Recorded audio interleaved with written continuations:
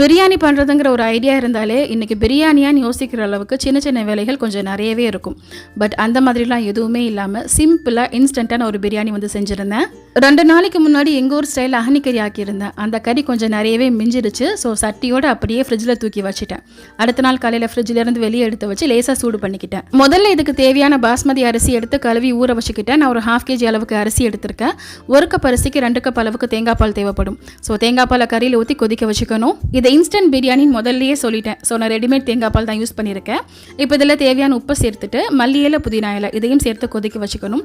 சைடில் நான் இந்த பிரியாணிக்கு வந்து தாளிச்சிக்க போகிறேன். ஸோ ஒரு பேனில் கொஞ்சமாக எண்ணெய் சேர்த்துட்டு பட்டை, கிராம்பு, ஏலக்காய், ரம்பையில் இதெல்லாம் போட்டு தாளிச்சிட்டு பெரிய சைஸில் ஒரு வெங்காயம் கட் பண்ணி சேர்த்துக்கிறேன். வெங்காயம் ரொம்ப நிறைய சேர்க்க வேண்டிய அவசியம் இல்லை. தக்காளி சேர்க்கவே கூடாது, வெள்ளை பிரியாணி கலர் மாறிடும். அடுத்து இதில் தயிர், இஞ்சி பூண்டு பேஸ்ட் இதெல்லாம் போட்டு வதக்கி எடுத்துக்கிறேன். இஞ்சி பூண்டு பேஸ்ட்டோட பச்சை வாடை போன பிறகு இந்த தாளிப்பை அப்படியே பிரியாணியில் வந்து சேர்த்துக்கலாம். நான் இன்னைக்கு வந்து அஹனி கறியில் பிரியாணி பண்ணியிருக்கேன். பட் உங்கள் வீட்டில் நீங்கள் யூஸ்வலாக செய்யக்கூடிய கறியான மிஞ்சி போச்சுன்னா இதே மெத்தடில் பிரியாணி வந்து செஞ்சுக்கலாம். சிக்கன், மட்டன், பீஃப் எதுவாக இருந்தாலும் சரி சூப்பராக இருக்கும். அப்புறம் நான் இதில் 3 பச்சை மிளகாய் சேர்த்துருக்கேன். ஆனம் நல்லா கொதிச்சு வந்த பிறகு நம்ம ஊற வச்சிருந்த அரிசியை வந்து கழுவிட்டு சேர்த்துக்கலாம். இனி வந்து தம் போட்டுக்க வேண்டியதான். ஆனம் அரிசியெல்லாம் சமமாக வந்த பிறகு மூடி போட்டு ஸ்லோ ஃபயரில் 10 நிமிஷம் வச்சிருங்க. இந்த கறி வந்து ஒரு நாளைக்கு முன்னாடி உள்ளதுன்னு சொல்லியிருந்தேன். அதுலேயும் நான் இதில் வந்து எலும்பெல்லாம் போட்டு ஆக்கியிருந்தேன். ஸோ பெருசாக பீஸ் எதுவும் இருக்காது. ஸோ இதுக்கு சைட் டிஷ்ஷாக வந்து அன்றைக்கி நான் சிக்கன் பொரிச்சிட்டு முட்டையை வச்சு ரைத்தா பண்ணிவிட்டு இனிப்புக்காக மாம்பழமும் கட் பண்ணியிருந்தேன். இந்த டைமில் நான் ஒரு முக்கியமான இன்ஃபர்மேஷன் பற்றி உங்ககிட்ட ஷேர் பண்ணிக்க போகிறேன். நம்ம பிள்ளைங்க நல்லா படிக்கிறதுக்காக நல்ல ஒரு பெஸ்ட்டான ஆன்லைன் டியூஷன் ஒரு சில பேர் தேடிக்கிட்டு இருப்பீங்க. அதுலேயும் ஃபாரினில் இருக்கவங்க அவங்க டைமிங்க்கு ஏற்ற மாதிரி டியூஷன் வந்து தேடுவாங்க. ஸோ அல் பரியா ஆன்லைன் அகாடமி இந்த டியூஷன் எடுக்கிறவங்க எனக்கு தெரிஞ்சவங்க தான். ஸோ நீங்கள் வந்து ஃபாரினில் இருந்தாலும் பரவாயில்ல, இல்லைனா இந்தியாவில் இருந்தாலும் பரவாயில்ல, உங்கள் டைமிங்க்கு ஏற்ற மாதிரி வந்து கிளாஸ் வந்து எடுப்பாங்க. இங்கே 1-to-1 கோச்சிங் எனக்கு குரூப்பாக சேர்ந்து படிக்கிற மாதிரியும் கிளாஸ் வந்து அவைலபிளாக இருக்குது. ஃபீஸும் ரொம்ப அஃபோர்டபுளாக தான் இருக்கும்.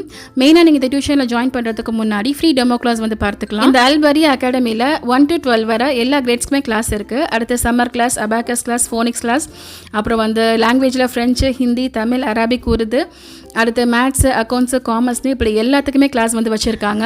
இவங்கள்ட்ட அகாடமி மட்டும் இல்லை, குரான், தஜ்வீது, ஹிஃபுல் இப்படி கூட வந்து கிளாஸ் வந்து இருக்குது. இதை ஜாயின் பண்ணுறதுக்கு வயசு கிடையாது. கிட்ஸ் டு அடல்ட்ஸ் வர எல்லாருமே ஜாயின் பண்ணிக்கலாம். இது எல்லாத்தையும் நமக்கு படித்து தரத்துக்கு நல்ல எக்ஸ்பீரியன்ஸ்டு டீச்சர் தான் போட்டிருக்காங்க. ஸோ தைரியமாக ஜாயின் பண்ணிக்கலாம்.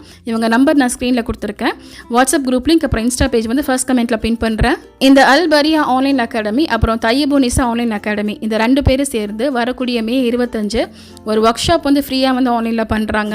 டாக்டர் ஷர்மிளா வந்து பிசிஓடி பற்றி பேச போகிறாங்க. இது கம்ப்ளீட்டாக ஃப்ரீ, எல்லாருமே ஜாயின் பண்ணிக்கலாம். ஸோ இந்த ஒர்க் ஷாப் பற்றி நீங்கள் இன்னும் அதிகமாக தெரிஞ்சுக்கிறதுக்கு நான் கொடுத்துருக்க வாட்ஸ்அப் குரூப்பில் ஜாயின் பண்ணிக்கோங்க. நான் கொடுத்துருக்க இன்ஃபர்மேஷன் எல்லாமே உங்களுக்கு யூஸ்ஃபுல்லாக இருந்திருக்கும்னு நினைக்கிறேன். அப்புறம் பிரியாணி சூப்பராக ரெடி ஆயிடுச்சு. நீங்களும் இதே மெத்தடில் கட்டாயமாக ட்ரை பண்ணி பாருங்கள். தேங்க்யூ.